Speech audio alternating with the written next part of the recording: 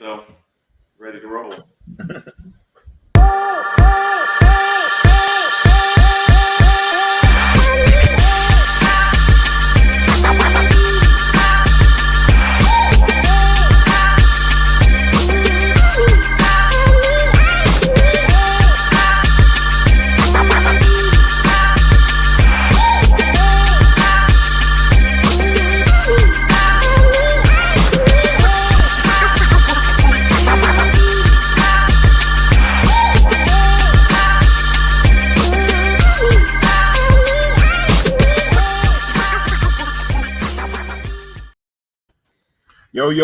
Yo, what's up? Welcome back to Let's Chop It Up. What's up, y'all? How y'all doing? Follow us on Facebook, YouTube, and Twitter, and like and subscribe, and also comment. And I want to make sure everyone knows this is our last Saturday on Let's Chop It Up. We're doing this our last Saturday. We're all happy. We can bring it to you on Wednesday nights. We're gonna be the Hump Day saviors. So we will be the Hump Day dudes that bring you into your weekend. So follow us at 9 p.m.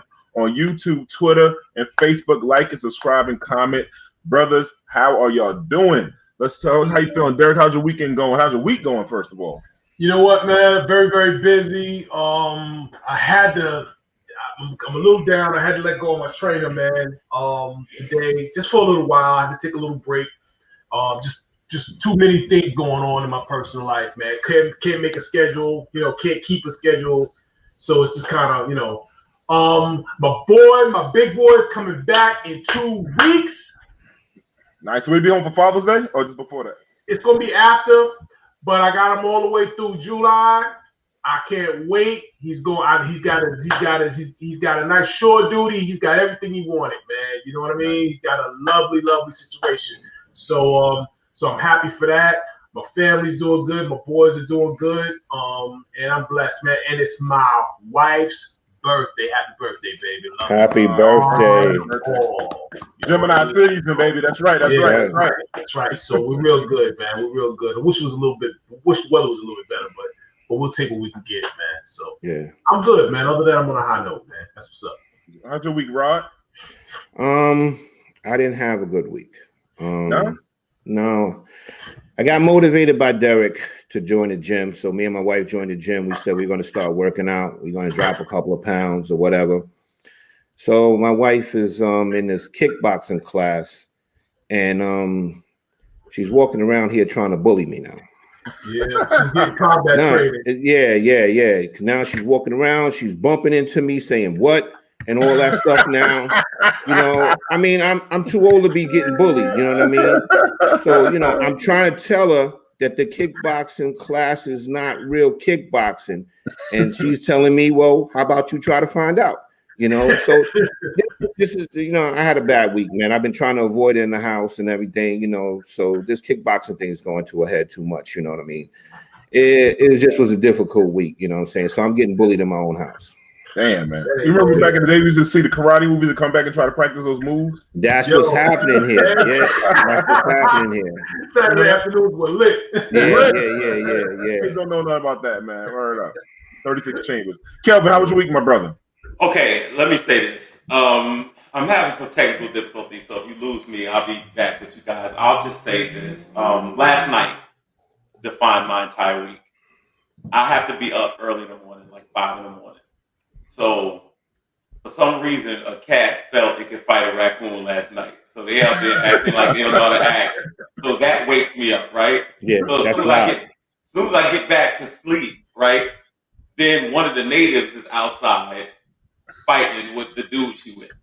And then the child is trying to say, it's just a community filled with trauma, okay? So that wakes me up.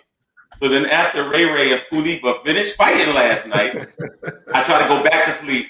Then a BMW car alarm went off until about 5 in the morning. So that's how everything went. So I almost decided to take my own life last night. But because of this show, I'm with you guys. That's all. I'm here to let's chop it up. Thanks, Kelvin. Thanks for looking out for us. Thanks for not taking your life. We need you, brother. Yeah, we need you. My week was pretty cool. I'm glad it's raining because my allergies, my eyes are puffy because I'm glad the pollen's going for that. But we got a special guest from one of our old guests. Our boy Gerald Moore sent me a package. books. He sent us a few shirts, but I don't think we all could fit these shirts. These are size extra large. We some big dudes. Maybe Kelvin could get one of these joints. He sent us some shirts. You know that Mission Fulfilled 2020 sent us some shirts. He sent he sent a few shirts. Got some books over here. So I got some. Yeah, and he sent another book. So shout out to Gerald Moore, man.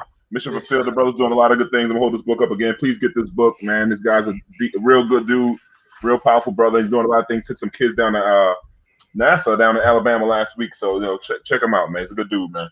That's what's up. That's what's up. Yeah. So let's get to this chopping block. Our last chopping block on the Saturday. Remember, we're moving to Wednesday nights at 9 p.m. So first up, George Floyd family marks the first year since his death. Anybody want to first take the mic? Yeah, where are we, man? It's been a year. It's been a year, right? Is that what we're talking about? Yeah. Yeah, man. So I think we kind of do this thing every year where we right around New Year's we do the year in review, and I guess we kind of just look and see what we have or what we've been, and what progress we've made, if any, and what's been going on. I think we need to kind of do that as a people right now. Where are we now since George Floyd? We've had a year now. We've had we've had the protests. We've had the social media posts and fury, and everybody has been sharing, and everything has been going on. So what has improved? What's changed? Where are we now? And I hate to say I don't know where we are right now, brother, because it seems like it's happening, again and again and again. So I don't know what we need to do. I know Joe Biden's trying to get this George Floyd bill passed and done by the 25th of May. It's been held up like every other bill that when it's come down to black folks, from the Emmett Till bill, the anti-lynching bill, to this bill. We ain't got no black anti-crime, anti-hate bill. We don't have nothing. We don't have no reparations. So, like you said, where we what was really going on in 1 year. So it's kind of sad to say that we're still in the same place that we were 1 year after everything that happened. And we've seen all the evidence. Yeah. What's the last thing? Hold on. The thing, Rob, they want to allow the police not to get sued, right? Something like that. That's the part of it. No. They can get sued. It's just that the cities are not going to New York City is not going to indemnify them. That means they're not going to pay out for them. You know what I mean? The cop is going to basically be losing his personal money and his personal assets. If he responds wrong. But I will say this about the George Floyd incident. We did get a conviction of a police officer. We saw people unite in the way that I basically was like, wow. And we kind of like it kind of like opened our eyes to something, like especially when it came to the police departments. The police department should have came out more outraged about this behavior that this officer displayed, and they didn't do it. So it just goes to show you, no matter what happens when it comes to blue, they're gonna stick to blue no matter what. They stay on code. Yeah, they're gonna stay on code.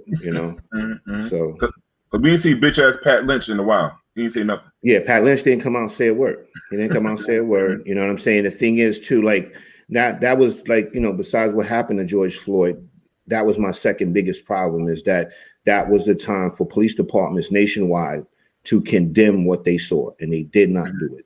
They did not do it. Yeah, we didn't see bitch ass Clark from Wisconsin. He didn't say nothing either. No. Well, he's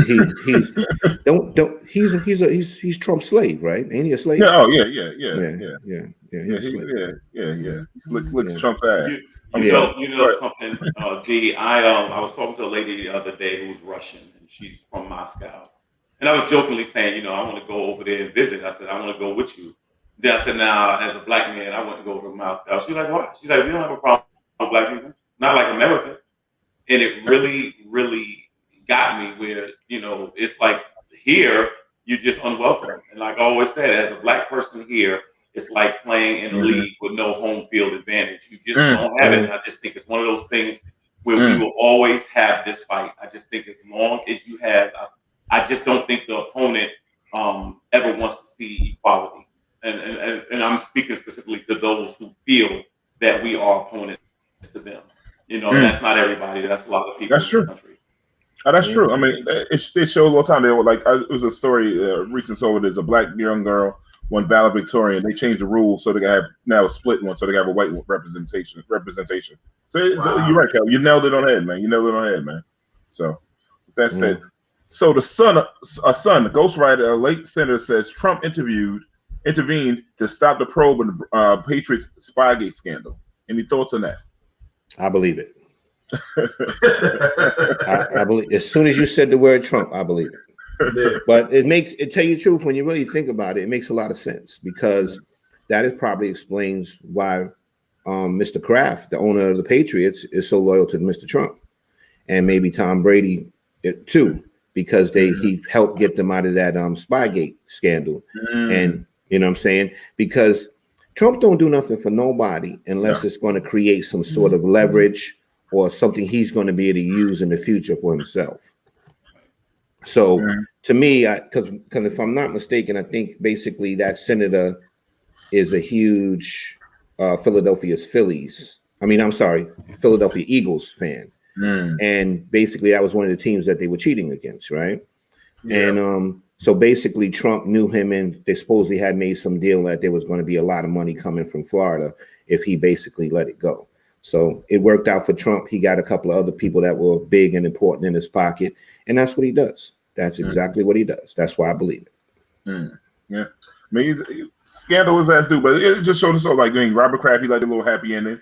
Trump did a little happy ending, you know what I'm saying? So they're all getting little toss-ups, you know. So you know, we lost. Okay, yeah, you know, they all run in the same circles, man. That's what they all, you know, they take care of one another, you know. You know, I think Trump intervened on behalf of Kraft. I think that's what I think the senators all inspect that.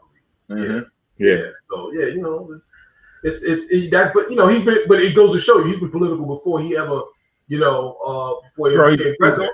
He's always been political. I mean, when you jump in, like the stuff you said about the Central Park guys to different things before, he's always been political. He's always been around those kind of people, you know. So. Well, you know, what's interesting about the league, about the NFL. The NFL is, you know, as much as Trump has always tried to go to war with them, he's in bed with them as well. It's a league where there's all billionaires. You got to be a billionaire to be an owner.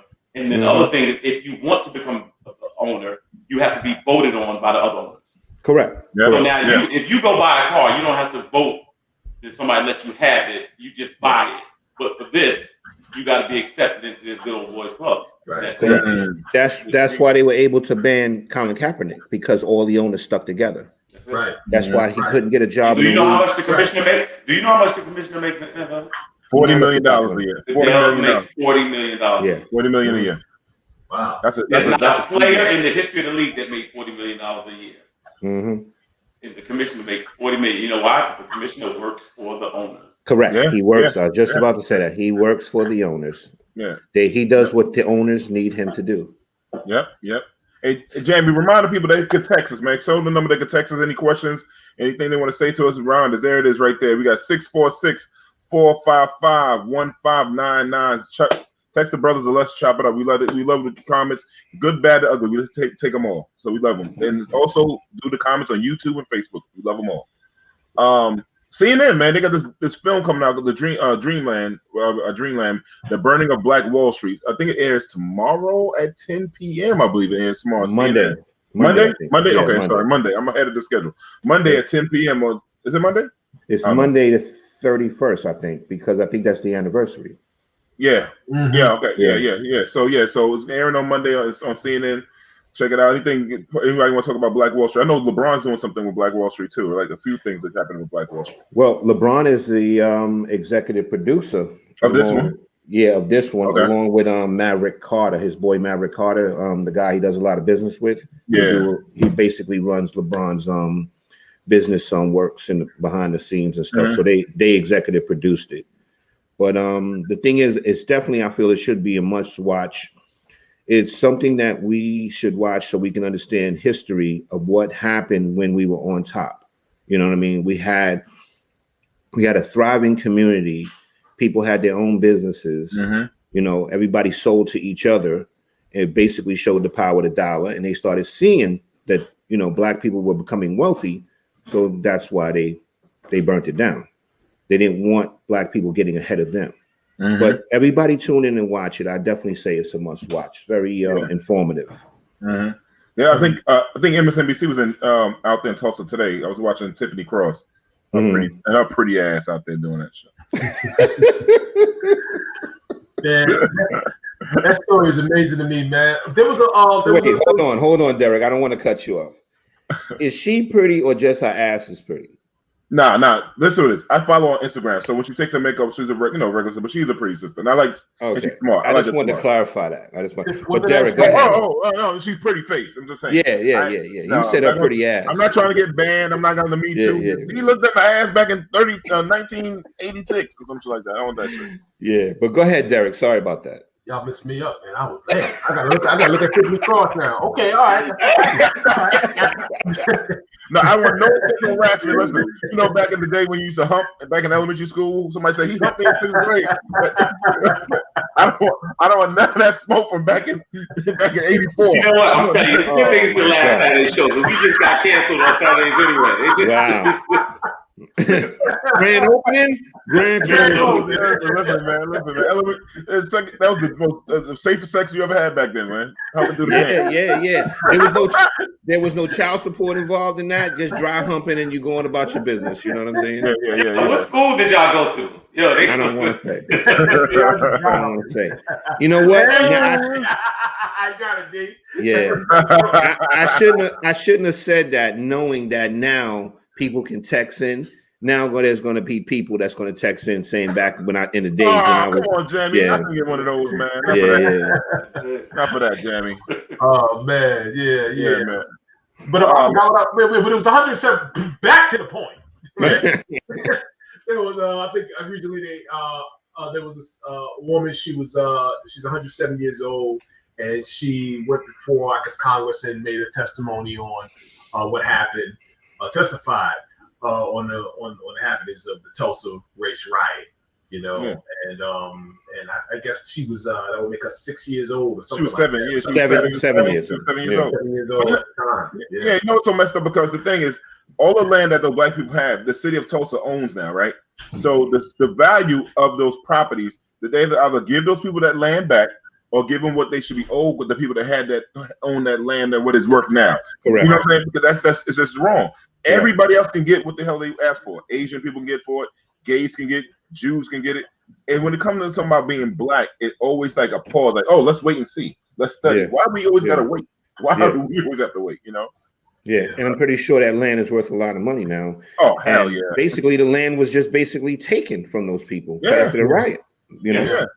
And I keep trying to say that's the first form of the terrorism. We're talking about whoever got bombed from the sky. No, back then, black people got bombed from the sky. They dropped bombs from the sky. That's so right. The literal Air Force came in. It was not the World Trade. Let's keep it a buck. And then the thing about that history that was kept away from us until 1970s. I'm talking about 50 years. Correct. Before some people started studying, and we had black journalists started talking about these kind of things. So, Miko is back. Okay. Yo, that's messed up. They be hating on me, man. They think I say too much, man. They hating on me, man. Keep being you, man. Don't let nobody Thank you, man. Yeah, don't censor me, man. Yeah. This let's chop it up, right? That's right. That's right. Shit. No, ain't nobody censoring in the barbershop. He got the sauteing. These stuff. He got to break it down.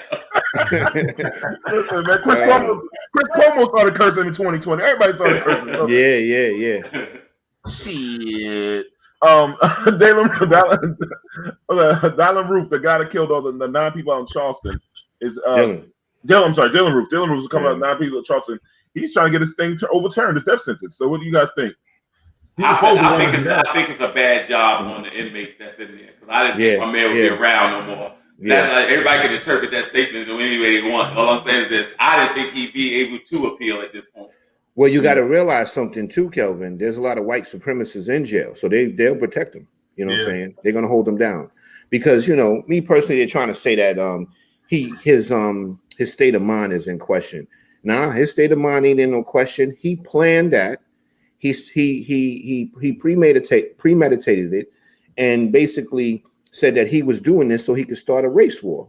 So I mean, I think he's thinking things through. He planned it. He had thought about it. He did it. You know what I'm saying? Right. He's 21 years old. He got a whole lot of time to stay in jail. You know what I'm saying? I agree, and this is what I would do. There's 2 things that I would change. Let me run the penal system first of all. That's how we do it. Instead of wasting all this money in court. No, let me run it. Let me run it. I wouldn't. You run one part, I run the other part. This is what I'm saying. I would do like this, Rod. You kill somebody's family or whatever like that, or somebody, we're going to not have a case. We're going to put you in a room with all their family members. You get out that room, you free. All right? We're not going to go through the court. That's it. You get out that room, they're free. Now, other thing I got for world peace, for wars, no more sending boys and girls to war.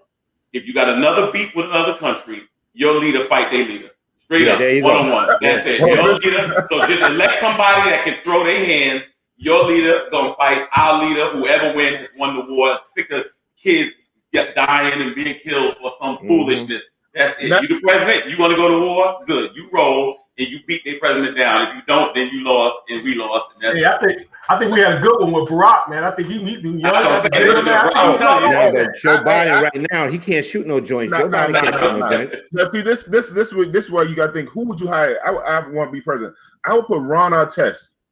Yeah. Ron Artest might get that because he always want that smoke. So I might get Ron Artest to be my guy, man. No, what I want to do is Kwame Brown. Kwame Brown might be right. I want to pick somebody out in the system and say, listen, if you take care of this, we're gonna set you free. There's gonna be some brothers that's gonna be in there fighting really hard. Hell yeah. Oh yeah, no doubt, no question. But the thing is, I want to run a penal system too, especially with Dylan Roof is. You know what I'm saying? I wouldn't even take a lunch break. I'd be on his ass all day. And they say, yo, you gotta do it. Right? Yeah, I wouldn't even get tired. I'd be in his ass all day. Yeah, man. I mean, remember they got to Jeffrey Dahmer. Remember they killed him with a sink, right? A toilet seat or something. They killed him. Someone in the bathroom. They killed him. A brother killed Jeffrey Dahmer. Yeah, they killed him. So Dylan needs to get that in South Carolina, man. I mean, I can't believe he's even a pit, but you know, he has his rights to appeal. He was a white supremacist. I'm telling you, there's a lot of white supremacists in jail. They have groups in there, you know. They taking care of him. Oh yeah. Yeah, but they also can. When you get certain groups, they can fuck you in the ass at the same time. Like they're favor for a favor. Keep it in a buck. Run the scroll across the bottom. There you go.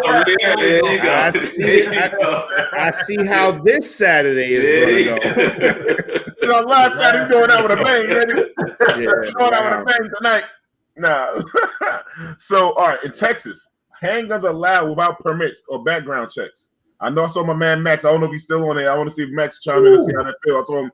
Max, you're right about Mood out in Philly. I didn't forget about Mood, how they did them too, those people. But wild handguns, Rodney, since you're a cop, I'm gonna go to you first. What's your thoughts? Used to be. Sorry, suit used to be. Long time ago. Well, this is a political thing, right? And I don't know if you realize the NRA is obviously involved in it because they need money. They're losing money. The Democrats is coming after them. So they basically want to create a state where basically everybody could just have a gun. It'd be like the OK Corral up in that motherfucker. People just be walking around with guns, shooting each other, and nothing too. I wouldn't want to be a cop in that state. You know what I mean? Because the thing is, everybody's got a gun walking around, and then every time there's a problem, somebody's getting shot.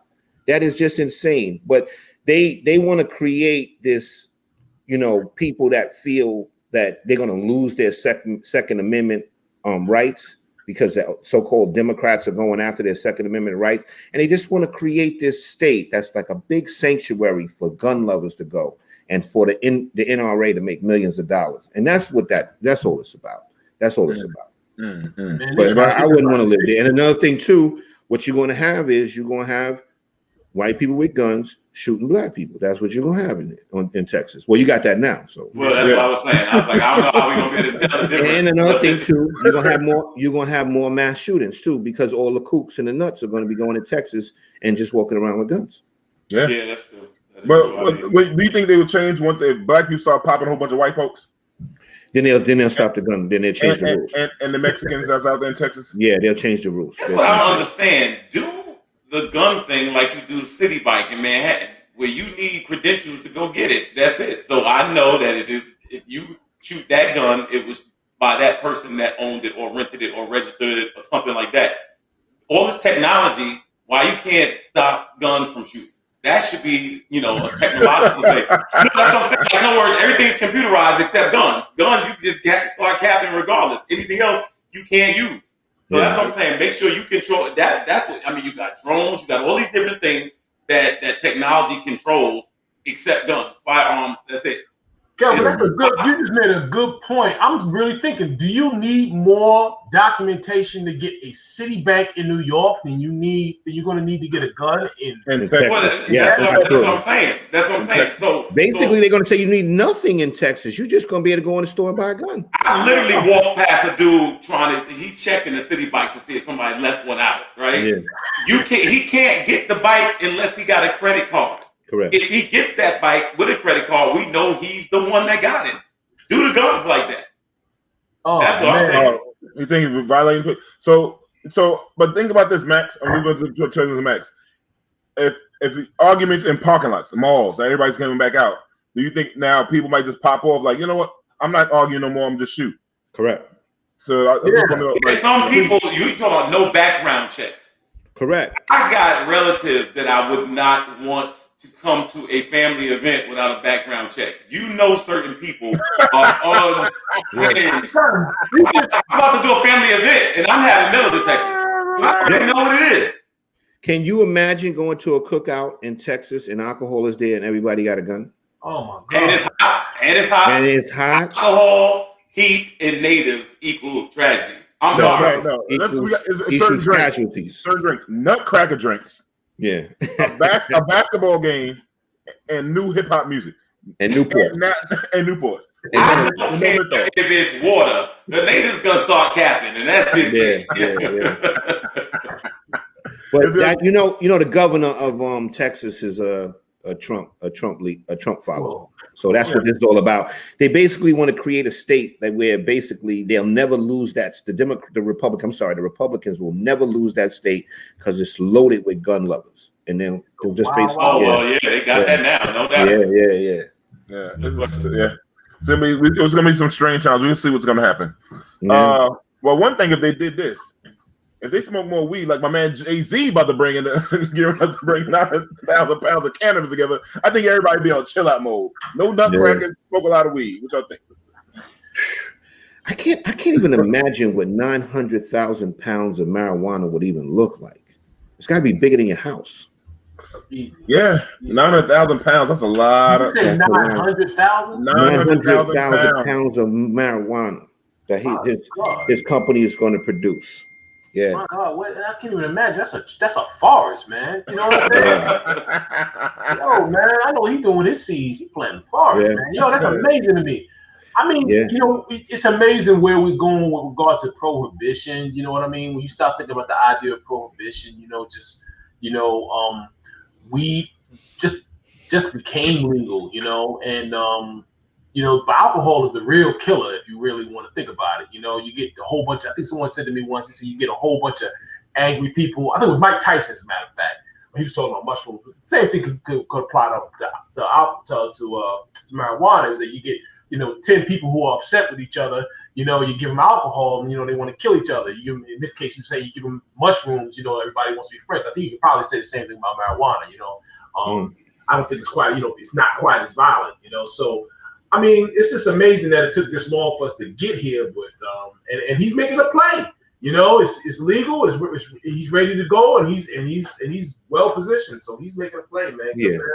But he's going to be set up in California. This is all in California. This country is falling off. Let's move to Ghana. Who's down? I knew D was down. Yo, word up. Let's move to Ghana, y'all. That's the Stevie Wonder over there. We gonna roll over there. I can't wait to visit the motherland. I mean, I am so amped to go, man. But listen, man. As long as Jay-Z invite me over to one of the smoke parties, man, I'm good with it. That's right. You know what I'm saying? He's making it legal, man. I remember my mother used to be like, "Oh, you out there smoking that weed? You're doing this, you know what I'm saying?" But now she's getting on board, man. She's 80 years old. Yeah. Legal now. Remember back in the days when you were young? And they said, "Hey, you stand on the corner smoking that riffer with the kids, the riffers." You know what I'm saying? What happened to riffer, man? What happened to riffer? No name cigarettes, man. Yeah. No funny cigarettes or riffer. It smelled. Remember 42nd Street? They walking down the aisle, Chiba. Yep. Yeah. It was a different smelling weed, better. Different type of weed. Yeah, the shit they got nowadays, man. Ugh. I can't stand the loud. I can't stand that. The one I can't stand the most is that skunk. That shit just smelled too much like asshole for me. But anyhow, Scroll. Yo, we just gonna yell everybody. Oh man, I'm almost one part. Here we go. Kanye West wants the Yeezys, saying Jamie, he got new Yeezys coming out. He wanted them to be $20. Man, that is oh my god. Yo, look at them shits. You know, them shits should be free with sprinkles on it. That's what that shit. That shit. Yeah, you should be giving out money to wear them shits. Them shits is crazy. They look like Crocs with a back on them. Yeah, you know what the thing is? I know I think differently a little bit. You know what I'm saying? But the thing is, I think Kanye be testing how much he can sell bullshit. Yeah, I really be thinking he be doing that. I think that he says, yo, let's just put out the craziest shit and see if they buy it. But see, you know who I blame? I blame everybody who didn't buy the Marberries. If we'd have bought the Marberries, we wouldn't have to worry about this. See what I'm saying? Wouldn't be in this moment. I bought a pair of Marberries. No, I had 2 pairs of Marberries. Yeah, me too. I bought one to play softball, to play around, to go to work on the dirt. And I bought a pair when I go on vacation in another country, and I just leave them shit there. You found it. I'm keeping it up. I support it. Yeah, how much was this shit again? $13. $13 freaking dollars. I had 2 pair. I had a running pair and I had the basketball. I heard they were comparable to, like, you know. They were comfortable. Yeah. They had the fake Air Force Ones back then. They were that's the ones I had. I had the Air Force Ones and I had the ones that looked like running sneakers. You got to give Steph credit for that. That was a good look, but it goes countercultural to the culture of school and having stuff everybody can't have. Yeah, I'll be totally honest with you. That store that he was selling them in, I actually missed that store. That store had Stephen Barry. Was that the one in No, they had one in on the Source Mall, correct, on Old Country Road. That's where the Stephen Barry was. And Venus had a line that was kind of cute. She had a woman's line that was kind of nice. It was kind of cute. That's right. And listen, when you have kids, that shit, Stephen Barry was the shit. I don't give a damn. Man. You can go closing it too, man. I'm telling you, man. You can go in Stephen Barry and get a whole wardrobe for $106. Word up. Have a whole kid be straight for the whole school year. Whole school year. Word up. That's what he did. Only thing I'll give Kanye, he's trying to I know he created these through using 3D printing and stuff like that. I think he's trying to educate kids on that. So I'll give him props for that part of it. So that's what, but otherwise the look, I'm not wearing. All this stuff look like Zombieland type shit. His clothes I was into. Yeah. It look like Walking Dead. I'm not wearing dead people looking clothes. It's just not my style. I'm not with it. I'm not. I love some, man. I like to support black, but then Kanye ain't really black to me. Like, he run around with Trump. I can't fuck with that shit. No, I can't mess with that either. And like I told you, I think like he's at a place where he's such a big brand that basically he could sell dog shit and people will buy it. You know what I'm saying? And that's how I see it. Like, you just come, it's not creative. It looks crazy. Like, you know, I don't know, maybe. But see, Rod, that's what they try to do. In other words, Kanye feel he's so creative. The problem is you. You know what I'm saying? Nothing wrong with the shoe is you. You ain't caught up. Right. You can't get with it. Right. If you don't like he did, then you got the problem. There you go. I'm the problem. Well, you know what? I guess I'm going to be the problem because I don't like this. It look like Crocs. She said, "Look like those just look like flops." They look like Crocs. Crocs look better than those. Crocs look better than those. Confusion. That's what it is. They just as confused as he is. They just confused, man. They don't know what it wants to be. Yeah, I know. I never was a Kanye fan, man, ever. I never liked none of it. I didn't like dude. His music was dope. I think the first album taken out, but I was never. Okay, I have to admit, the Stacey Dash song was interesting. Video song to Wire.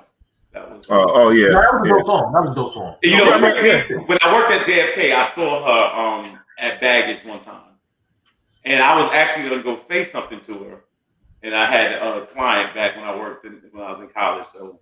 That would be so disappointing, bro. It would have been because she was like, first of all, you black, don't say nothing. Yeah, don't say nothing. She would have probably screamed, "Don't you gonna try to rob her?" Oh, you know funny? I spoke to Vivica Fox once in there, and you had to see. She was 2 of her girlfriends. You had to see the way she looked at me. She looked at me like I already got played out by one dude that was broke. You don't you dare come over here. Vivica Fox. I saw an interview with Vivica Fox where she talked about why she divorced that guy. And it was about money. It was about her saying that she didn't want to take care of him. And it goes back to what I tell guys all the time. I said a man can take care of a woman a whole life, but a woman only want to take care of you maybe for about a month. She give you about a month before you get your shit together. Yeah, you know what I'm saying? And I don't want to do the dude that wants to be in that position. It's just a bad. I've seen it. Yeah, I've seen it bad before. But I have to say, I saw the same interview, and I want to say this. This is my personal feeling. Anybody out there who's considering plastic surgery, just have a consultation. Think about it. Pray about it. Kelvin, I know where you're going with that. I'm not saying these two things are related. I'm just saying for some reason that just came to my mind. I wanted to bring it up. And so before you do it, ask them to project the before and after. Okay? Yeah. Right. I also want to say, listen, we have a finite time to be young, to be who we are. Once that season is over, you can't overextend it. I gotta admit, you know. It has nothing to do with what Rob was talking about. I just had to bring it up, you know. No. I agree with you, Kyle. I know exactly what you're talking about. Some people don't take well to plastic surgery. Everybody doesn't react to plastic surgery the same. You know what I'm saying? So, you know, you're taking a chance when you're going under that knife like that. And somebody took a chance. Sorry, I just sorry about that, man. Yeah, I wonder if they can recognize themselves sometimes. Who? Like certain people, you know, Derik was just talking about Lil' Kim, and I look at Lil' Kim. Lil' Kim was cute, and now I'm just wondering. I just wonder sometimes they feel like, you know what, if I could do this again, would I do it? You know what I'm saying? Yeah. And I'm not trying to be foul. I'm just saying it's like this. There's some people that's just beautiful, and it's nothing better than the person that grows older gracefully. I know we all want to resist it, and we all want to fight it and stuff like that, but that's the season for that. That's just it. There's a season. There's a shelf life. You know what I'm saying? And one day, you know, you was that fly person, and one day you're gonna be, you know, the mother or father of that fly person. That's just all it is. It's a cycle. Father Time is undefeated. Man, it is. Undefeated. And don't let it get mad. No, if he get mad. Yeah, I know a lot of people that he definitely got mad at. I'm trying to tell you. But the thing is, too, like, you know, it's like we can look at Little Kim and say, yeah, she was cute. She was a nice looking girl. But the thing is, Little Kim has to accept that about herself. And that was the issue with her, man. Yeah. Why she went up under in the first place, man. She always had those. She took it too far. You know, they asked Joan Rivers one time. They said, Joan Rivers, why did you have so much plastic surgery? She's like, you guys always like younger women. And I'm saying, but Joan Rivers, you was toe up when you was young. Yeah. I don't understand. I don't understand that. Like, you could have saved all of that money. It wasn't getting no better, man. That's what I'm saying. The remix was worse than the original. Yeah. All right, I'm sorry. I'm not gonna let the enemy use me. I'm sorry. That's my fault. Oh man, listen, Jamie, let's take it to our first commercial break. We bringing out guests, my brother Sanford Green after commercial. Yeah.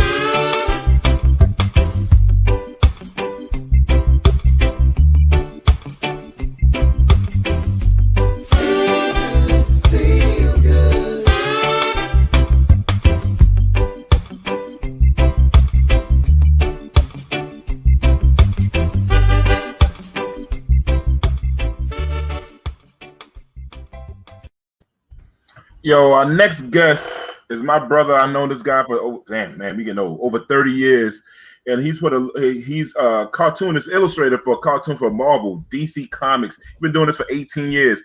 He worked on Iron Fist, Power Man. He reshaped those. Black Panther. I think it's called the Ennis Award. This is my man, my brother, and he got a film going to be being put together with some big names very, very soon. I love this dude so much. This is my dude.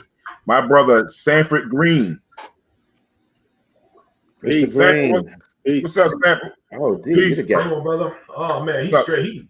And he's my frat brother. This is a guy. Yeah. This is my frat brother. This is my dude, man. I love this guy, man. Go Mob, baby. You know how we do it out here, man. Come on. What up, Sam? How you feeling today, man? First of all, how you feeling, man?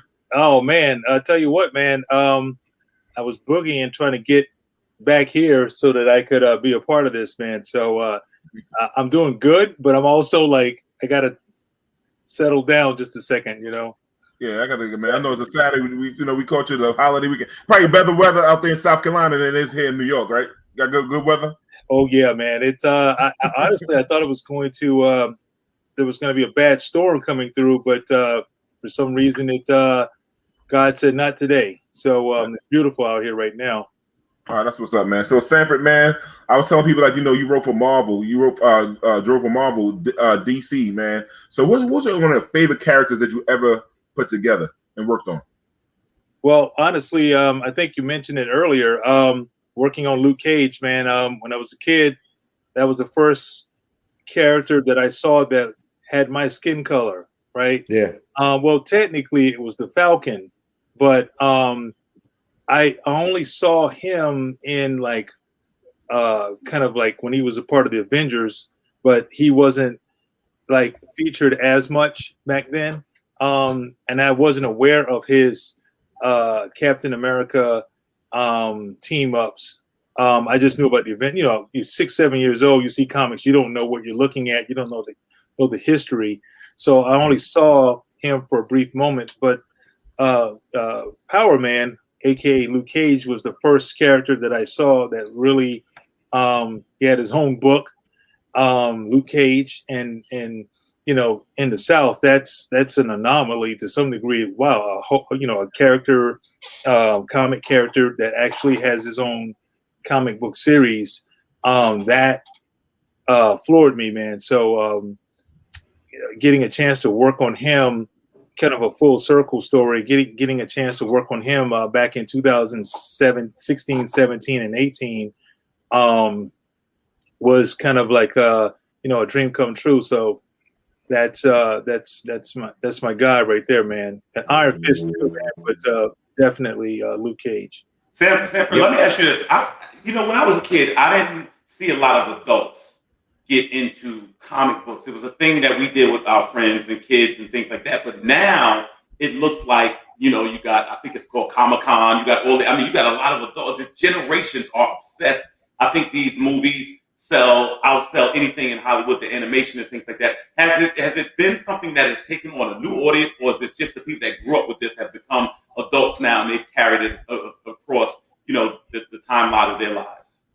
I think it's all of that, man. It's I think because it was something that was a part of our culture, when we were kids. Now we are in the positions to make those things happen. I mean, even something to some degree, the hip hop culture, that's kind of where it started.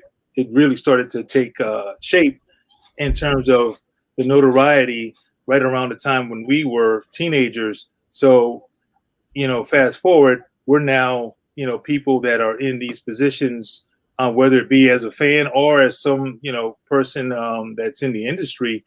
We grew up with those things. We're influenced by those things. So it kind of created the zeitgeist for this time. So even if you didn't grow up in it, because it's what's happening now, you're into it. Yeah. Stanford, I need you to help me out, man. I'm definitely feeling you. I was a big Luke Cage fan, and to prove that, I'm going to take it back a little further than you. Okay. I remember when Luke Cage was hero for hire. Hero for Hire. Yep. That's right. Wow. Now, I was a big Luke Cage fan, and another thing, we might need to talk off the show because I have the first edition of Hero for Hire all the way up until he teamed up with Iron Fist. Right. And I have that in my garage, so we might need to talk about how much that stuff is worth right now. You know, if you got it in your garage, you might want to get it out of the garage, man. No, it's all well packaged. Okay, well, yeah, it's all well packaged. Each issue is in a plastic or whatever. I spoke to one guy. I think he kind of was trying to rip me off for the issues, but maybe me and you need to talk. But the thing is, I was in the comic books probably from the time that I was probably maybe 8 or 9 years old, and you're 100% right. There wasn't a lot of heroes that looked like us. You know what I mean? And then the thing is, when they did look like us, they was like, you know, Hero for Hire. He was in the hood fighting pimps and drug dealers and stuff like that, you know. Right. But I was pretty impressed when you talked about Luke Cage and Power Man, you know. Yeah, no doubt. I mean, kind of a cool story. When the show launched, they used some of the storylines that I was a part of in the comics. Mm-hmm. A lot of the things you just shared about the tropes of him fighting pimps and hustlers, and you know, they kind of gave a nod to that. We did the same thing in our book where it was kind of like, you know, he's more than that. As a matter of fact, our story is again a lot of what took place in the actual show, where he's a lot more mature. He's not all the, you know, the jive talk and the correct. Again, all those tropes that were, you know, a part of that time period. Honestly, you know, it was the blaxploitation era. So, and you had creators at that time who were all white males, and so they only saw the peripheral, you know, image of these characters. So they, you know, they went off of what they thought was connecting, you know, and to some degree it did, but you know, again, it was stereotypical type of stuff, right? Basically, you know. That's why we got Power Man with the tiara and the disco shirt. Remember that? Yeah. You know what? I remember, man, back in the days, just you know, collecting comics as a kid, man, and you know, we was really serious into it, man. You know, you'd have like the plastic, and you had the little cardboard, and you know, you'd take the whole thing. It was like a whole, almost a ritual to it, man. You know, and it was like, it was serious, man. It was serious business, and you know, and as we as we fast forward to now, you see a lot of those old storylines come into the movies and everything, and you know what I mean. And you like see it now, like right now. Well, maybe not right now, but I remember when they started hitting the screen. It was like, yes, these are all the storylines that we really, really wanted to see. You know, this is how we really wish we could have had it. You know, we always wanted a superhero live action movie. You know, right? I'm just kind of wondering now, though, like, how much do you think that what's going on in the comics moving forward? Because now we're kind of caught up in, you know, how much of moving forward, how much of the comic books going to influence the movies, or I should say the movies influence the comic books right now? Is there going to be any crossover, you know? Maybe we're looking forward to a time where maybe we have a story arc that happens in the comics and then it kind of transforms into the movies and maybe back the other way. You know what I mean? Like how, you know, what do you think what do you think the synergy is going to be looking like, man? You know? Well, right now, man, truth be told, Marvel is kind of showing the entire industry how this is going to probably take shape here in the next 5-10 years, where the films are going to dictate what happens in the books. Right now, it's a little bit of both right now, where they have all the material from the comics, from all this history, and that's their source material. So they take that and then they bring it into the films, but then they altered some of the characters in the films. Like I'll just use Nick Fury with Samuel Jackson. In the comic, he's a white guy. Right. And in the film, him being Sam Jackson, he became so popular that it transitioned to the actual book. They're trying to do what they call retconning, where they basically take the history that was already there and they plug in something else that oh, you didn't know that, Nick Fury had an affair with this black woman back in the 60s and had this kid. So boom. So they can keep what was already there, but also kind of splinter off and give you whatever is happening in the film. So you're going to see a lot more of that. It's a lot of back and forth right now, but because these movies are starting to, become TV shows and all these other different venues, a lot of that is going to dictate what happens in the books. Like Shang-Chi just got showed the trailer, and now they're doing a new series based on Shang-Chi, and it's more than likely going to stream. It's going to stream from what happens in the film. Sanford, let me ask you this. Okay, so years ago, I used to have a parallel when I was a kid. I would think like comic books and professional wrestling, it was always fundamentally a good guy versus a bad guy, a good character versus a bad character. But I'm noticing now society has evolved and changed a lot, where there are certain people that just root for the bad guy. There's certain people that just see, and so I think these characters have evolved in some cases. Like when I was a kid, I was into Batman and Robin, right? I don't even know what happened to Robin, but Batman, Batman seems like he has some type of this. If you look at the movies, he seems like a dark character now. Oh, Batman seems like a sociopath. I don't know what Batman is doing. Batman used to fight crime. I don't know what has happened to some of these characters. Has society kind of shaped them, or has they something happened where they have decided to like just change and appeal to a different group? Because the lines blurred a little bit. I think they made them human. I think everybody has everybody's not 100% always correct. I think you say they want them to be flawed. I think everybody has flaws. Nobody's perfect. So I think technology may have changed too, because Superman and them were doing stuff, and remember one of the dudes used to have a watch where he could talk into it. Well, we can really do that stuff now. So it's like I guess they got to kind of change, I guess with the times. Dick Tracy had a watch, right? Yeah. Right. You guys know I'm not a fan of Batman at all. Batman was the guy I liked the least. Yeah, you know why? Because the thing is, Batman bought himself into being a superhero. He had white privilege. That's why I didn't like Batman.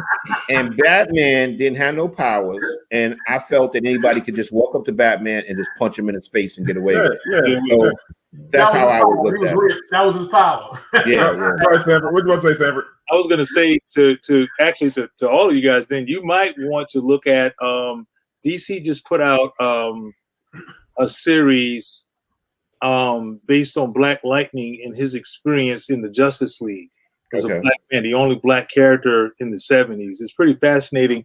John Ridley, if you guys know John, he did I think he did the screenplay for 12 Years a Slave and a few others, and he's writing Batman now, actually. So wow, he's talking about a lot of those things that you're speaking on, and he has Black Lightning. The first series that he did over at DC, it was about Black Lightning's experience as a Justice League member and how he didn't want to be a part of the team at first because he was a black man in the 70s and he understood, even then what that looks like, the dynamics, and how his lack of privilege wouldn't afford him everything that the other characters had. It's pretty fascinating. I'll send you guys the link to it. I forgot the name of it. But it's a pretty fascinating story. So I'm sorry. You were talking about the flawed characters, and that's exactly what it is now. It's more about those characters are more interesting. I mean, Superman to me, you talk about Batman. I think Batman is the most fascinating character because of that privilege. He knows he has that privilege, and he's so conscious of it that it's torturous to him. So this is why I'm kind of giving you a bit of what John Ridley is doing in the Batman story now. He feels like that's why he has to do so much. Like he has to be that guy that's always, or the hero that's always there no matter what, no matter how big the obstacle, no matter how um, uh, the task is too, it seems insurmountable.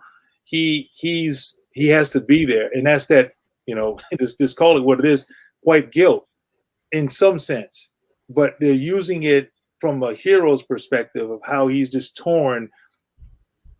He had all this power, this money, his family, the Waynes, they pretty much run Gotham, or at least own everything in Gotham. He's aware of all of this, and that's been torturing him for forever, so he feels obligated. Now Superman, on the other hand, he's the one that's like completely clueless to his privilege. Now him being an alien, technically being an alien, he can identify with that, but he has the skin color of a white man, and so his virtues are so, he's such a his moral code is so high that he can't see past the fact that his skin color is what people see initially. He thinks his moral code is what's going to allow him to be this hero to everyone, but everyone may not necessarily see him as that hero simply because of his skin color. So I'm giving you a bunch of stories that's being done right now in the DC comics. So, they're trying to make him flawed too. That's where they're going. They're trying to make Superman just as flawed as Batman. Is he the most famous? I would assume that Superman is the most famous character ever, and I would assume that the Joker is the most famous villain. Is that right, or that's just a guess? Yeah. I mean, yeah, I would think so. I mean, Joker is the only one so far that I know of that's got his own film. Got his own film. Yeah. There's more coming. I mean, you got, technically, going back to the flawed thing, it's the anti-hero, I guess, is probably the better choice. Where these guys like the Punisher, Venom, Magneto. Magneto, all those guys they're gray. They're not they're back and forth. Yeah. Sanford, speaking of like DC, to me, Marvel makes the better movies. DC storylines are just falls off, and I don't know how they always miss the point. I don't get it. Aquaman was probably the best one. I thought he had the worst superhero powers ever, but somehow except for what's that big Indian one, the Chief? They used to grow big back in the day. Apache. They're not gonna do that one now. That one's too racist. They're not gonna do Apache Chief, man. I know. Yeah, but that's honestly more about the companies more than anything. It's who they hire, when they hire them, and what they allow them to do. Like Zack Snyder had a big vision. He had a good vision, but they handcuffed him, and he's getting, he's kind of the what's the word? He's the whipping boy, if you will, because everyone's like, oh man, he can't direct, or the dude, he did some good films before. He did 300, and he did The Watchmen. Those films were great, but then he got into this, and he just realized that he's dealing with corporate, and these guys they're not going to let him, make Superman too dark or too evil, even though they, when it happened, it just kind of, it fell flat. But you got to let these guys create. Give them the space to really tell the stories and trust that. That's where Marvel, I think, is succeeding. They're getting the right people on the right projects. Okay. Letting them create. Go ahead, Rod. I'll go after you. All right. Thanks, D. Stanford, I remember there being, I know I'm taking it back. I'm always taking it back.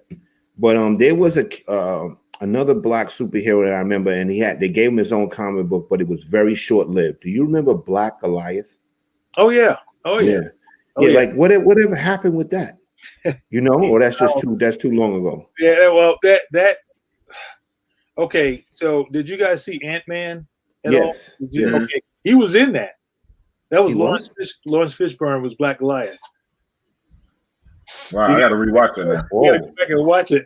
But I mean, now that being said, I don't know what they're going to do with that character. I actually had a thought about pitching something This was about 2 years ago to Marvel, and I just said, nah.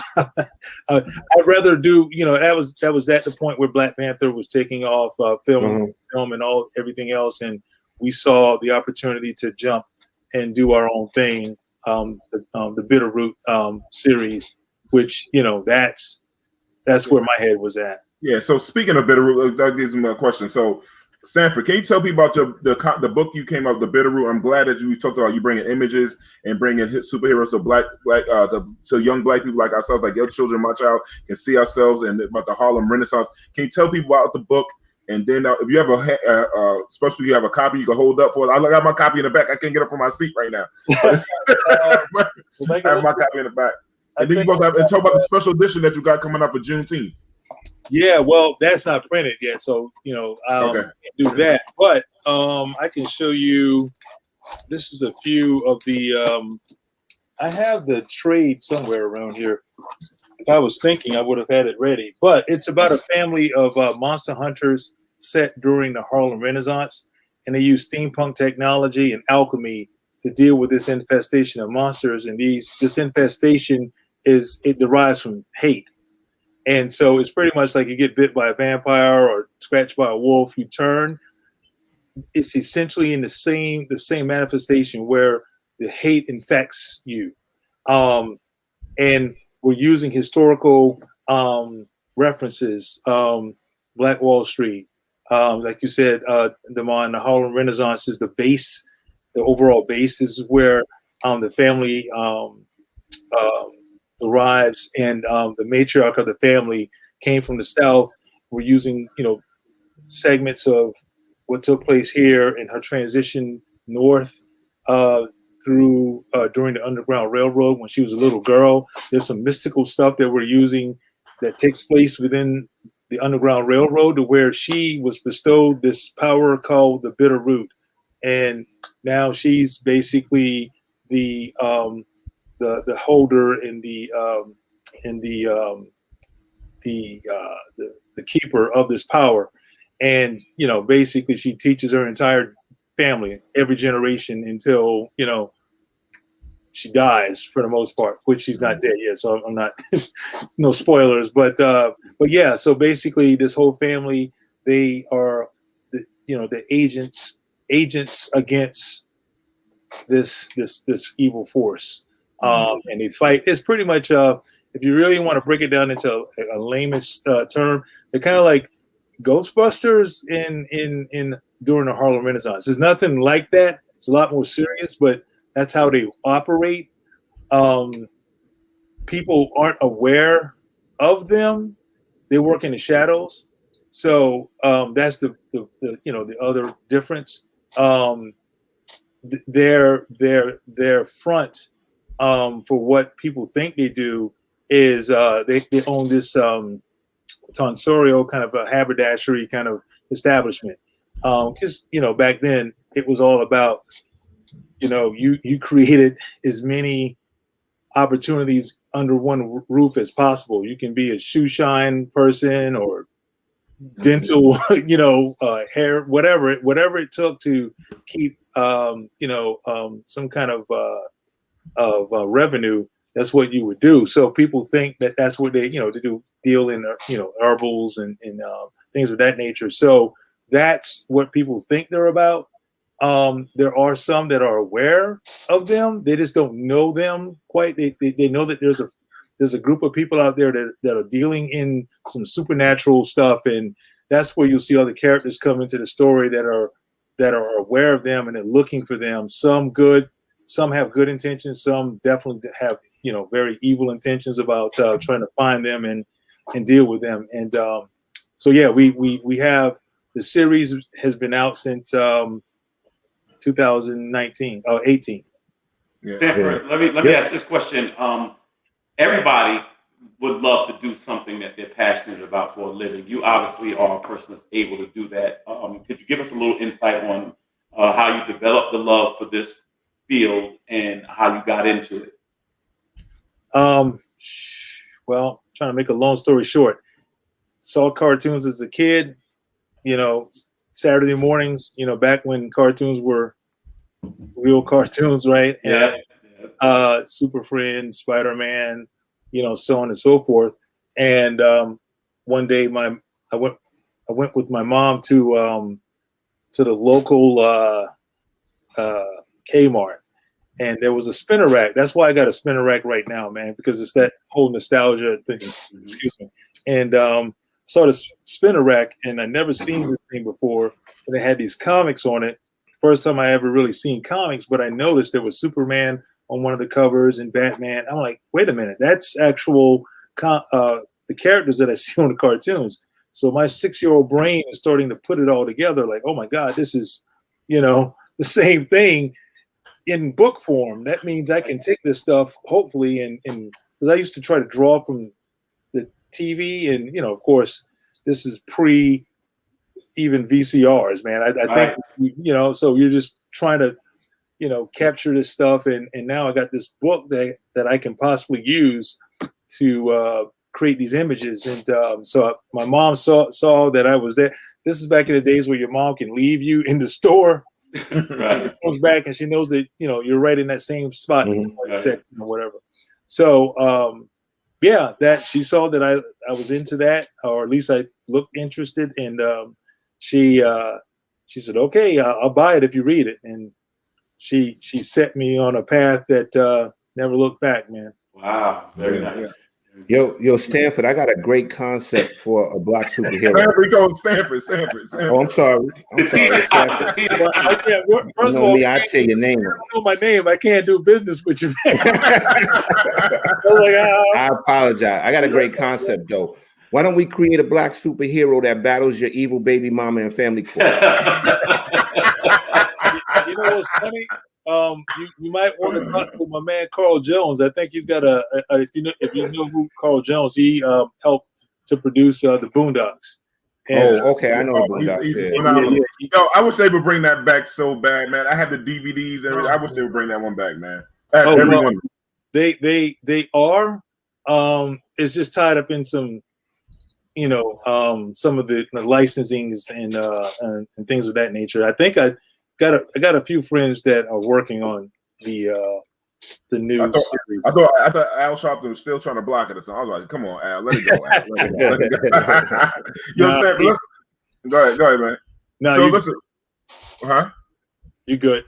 Oh yeah. So I want to talk more about the film that's going to come out. Like, can you tell people who discovered your comic book and who's the person that wanted to produce your film? And who's going to if you can't talk about who's going to direct the film? Right. So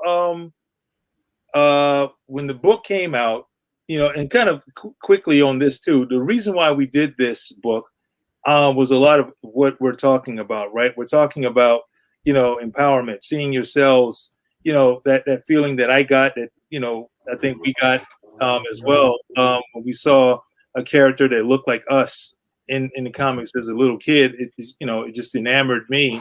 And here's fast forward 40 some odd years later, Black Panther the film comes out, and this thing is changing people's lives, like on screen and off screen. You see whole different institutions, schools, universities, grade schools taking bus loads of kids to go watch this film. Yeah. And it was just so it's very transformational. And I was a part of that, working on developing some of the concept stuff for the film, and that was awesome and a great experience. And then it just dawned on me that once this is over, then what else is next? It's like you got this Black Panther, and but that's just one. What about every other character, Black Goliath or whatever else that might be out there? There's no real plans for any of these other characters. So, and then to take it a step further, I realized that even with that, no matter how much I want to do Black Goliath, if Marvel says we don't want to do it, they're not going to do it. They can care less, right? Yeah. And so that's when we started thinking, we need to start developing our own thing. We need to make our own, path to creating some content that's going to really be transformational, because that's the next step. There's a lot of creator-owned titles out there right now. I got my friend Robert Kirkman. He created Walking Dead, and you know where that thing is. I mean, I don't care if you read comics or not. You know about Walking Dead, but you know, here it is. This is a Caucasian male creating this content. I'm like, why can't we do that for you know us? Why can't we create some black content and make it just as important or as powerful as Walking Dead or even a Black Panther? So that's what really got us motivated. And long story short, we created the book. It started doing really well. You know, truth be told, it was the first Image Comics. These are the guys that created Spawn. The Walking Dead is at this company. You know, books like that, Invincible. If you guys seen the new show that's out now, that's over there. And then you got us, and we're the first all creative black team at Image in like 25 years. Wow. You know, which is kind of telling in itself.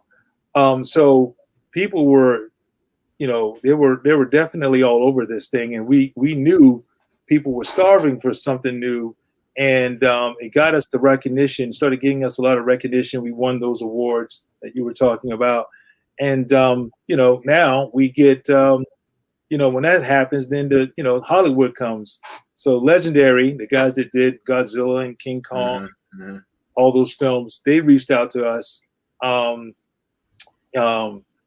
they gave us a deal that was better than any other deal, even better than just kind of a sidebar. Jordan Peele reached out to us about it. John Legend reached out to us about it, or his studio did, and none of them had a better deal than Legendary. So we were like, okay, we're going to go with these guys.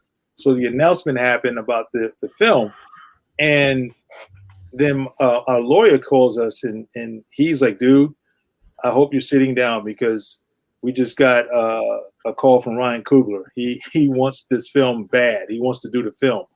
And we're like, dude, that's the one guy that I thought wouldn't have the time, or, you know, maybe he would be interested, but just didn't have the time, because we were asked about, you know, our wish list of people that would, and he was number one, no lie. He was number one simply because of what he did with Panther. And, you know, he's just a great director, and he's a fan of this stuff too. And so when we heard it was him, it was just absolutely mind-boggling. And my whole thing was, well, you know, did he hear about it from a friend or some other colleagues in the industry, or some guys, you know, or whatever? And my lawyer was like, no, he's been buying the comic book. I'm like, he's been buying it? Like, he goes to the shop or the store or whatever, he's buying this thing. So I'm like, oh my God, this is crazy. So we meet him. We got a chance to meet him, and he's every bit of exactly what you see. If you've seen any interviews, he's really down to earth. He's like the dude that could be in this podcast right now, just hanging out. No ego, no, you know. So long story short, he jumped on, and fast forward, because of his reputation and his power pretty much in the industry right now, he's got all the A-list directors coming to sign on with him, and we got Regina King to sign on with him. And that one floored me even more. I'm like, you gotta be kidding me, that she's the last person I thought that would be on this. Not because I didn't think she could do it, just that I thought she was just so far beyond any of this. And just to see her, as a matter of fact, I think a friend of mine just sent me a quick interview with her talking a little bit about it on MSNBC today. So it's surreal, man. Wow. That's what's up, man. Listen, people, you never know who's watching. That's what I tell kids. You never know who's watching. That's the biggest thing, man. Yo, Sanford, listen, bro. You know how much I love you, man. I appreciate you coming on the show, man. And listen, I used to drive this guy home on weekends, man, back in the days. I used to see his family sometime, man. Yes, got to go back. We were broke. Broke. Listen, man, I love you, man. Go ahead. I was gonna say, real quick, speaking of that, man, the Juneteenth cover. Oh yeah. You got a Juneteenth variant edition that's coming out here real soon. And you know, anyone interested in that, just talk to Damon. I know everybody, right? Yeah, talk to Damon. He'll get you guys squared away. Yeah, and where can people find the comic book at in the stores in the local neighborhoods and all stuff, or websites, anything like that? You can go to if you just want to check it out, like the overall story. You can go to Amazon. I got volume 1 and 2 is out there. If you want to collect some of the exclusive covers, your local comic store may have some. eBay has them, but I'll be honest with you, they're kind of pricey on eBay. But if the Juneteenth cover will be in local comic shops everywhere. Midtown Comics has a big. They have a big promotion for it right now. If you guys, any of you guys in New York, they got a big promotion for it right now. Mm-hmm. Yeah, man. I would like to also say for one time, man. I have two preteen boys, and I talk to them all the time about the need to make conscious decisions regarding image and choosing people or heroes that remind them of themselves, seeing themselves in character, seeing themselves in imagery. So I'm just glad that you're there, brother, doing what you do, and I'm definitely all over it from here on out. Thank you. Yeah. Thank you. And listen, you talking about Ryan's a down as brother. Now this is a down as brother. Cool's a fan. Always been like this. Always been a cool dude, man. Always been a good sweetheart, like nice guy. Like, I love this guy. Love his wife too. She called us old the other night. I was kind of mad. She called me and him old the other night. Hey, that was man. messed up, man. So sometimes you gotta just kind of let it ride, man. She loves to throw it in there. I'm like, look, you right behind us. It ain't like it's Right. She forgot we all went to school together. Like she's like, trying to clown us the other night on our age, man. But sorry, we still look good by our age, man. Tell him, man. We still look good by right. Listen, brother, man. I hope to see you soon, man. I love you a lot, man. Wish you nothing but the best. I still want my red carpet tickets. Remember, I said that. I want those red carpet tickets when this movie releases, man. Seriously, man. Hey, we're trying to make it a black carpet, man. That's right. That's right. Yo, make it a black carpet for real, man. I'll be there in kente cloth too. I tell you what, Ryan Coogler would be the one, man. That dude he's very unapologetic about it, man. Yeah, I remember he came to talk to our kids with Damon, who just chimed in. He came to talk to our kids. You and him both came on there and chopped it up with the kids for free. And I love that. Like, y'all gave your time, man. We really appreciate that too, man. Seriously, man. Yes, sir. Right, man. I love you. Get back to your Saturday, man. Enjoy your nice warm weather down in Carolina. I hope to see you in October, bro, when I come down. Yes, sir. Absolutely, bro. All right, man. Thanks a lot, bro. All right. Thank you, brother. Take care, man. Oh, man, it was good. Oh, Derek in the middle. I'm going to tell you something. That was a great interview. But I'm going to tell you something, D, and I know what you're trying to do, and I'm not going to allow this. Derek, be very, very careful. When they start doing the Let's Chop It Up, the movie, he's going to try to make Casper black. I'm telling you that right now. He's going to try. I'm telling you right now. Derek, fight him on that. I'm sorry. Yo, I saw my man walk by 2 times, and I said, I can't even say nothing because we're doing an interview. I can see him go like this. Casper saw it. He didn't know what to say, man. Yeah, I know, right? Listen, and guess who I'm going to get to play his part? Samuel Jackson. Come on. Yo, fuck y'all on that computer again. Yo, I know y'all gonna think I'm trying to be funny, but this is true. I used to remember when Samuel Jackson was in damn near everything. Every movie Samuel Jackson was in. No, there was a time like he had like 4 or 5 movies out at one time. Yeah. But that's when you go back and don't realize who he was at the time. Correct. I used to think Samuel L. Jackson was triplets. It was 3 people that just because I said he can't be in all these places at one time. I used to think that he just walk onto a movie and say, "Yo, I'm going to play this role," and they had no choice. I think that's how he was working. And I think that's how Nick Fury probably got blocked. He walked onto the Avengers set and said, "Yo, I'm going to be Nick Fury today, and y'all are going to fucking do it now." Yo, he looks good for his age, man. But I like a lot of insight of San Francisco, like I forgot who gave the question, but they all trying to change the character and give them these little backstories. They made him from Nick Fury was white back in the book, but now he's black and stuff like that. So it's good. One thing I forgot to say, one thing with him. like The Walking Dead. If he keeps his books, even though the show goes off, the books still keep you going on and living. That's one thing. Right. Yeah, right. you know, so. That's right. But anyway, Jamie said we got to go to commercial. He's in my ear saying we got to go to commercial. So let's go to commercial, Jamie. Damn.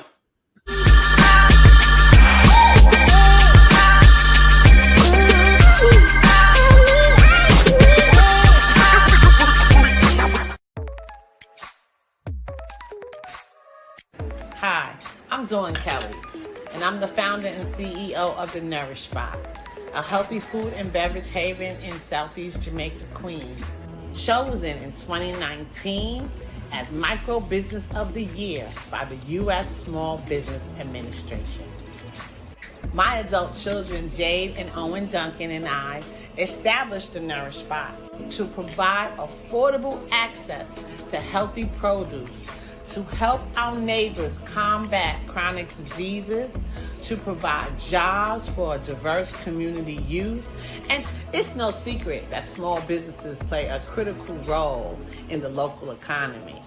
It's also proven that community is vital to the growth of small businesses. So come, let us nourish you at The Nourish Spot. We're open Monday through Friday, 9:30 to 6, and Saturdays, 10 to 6 p.m.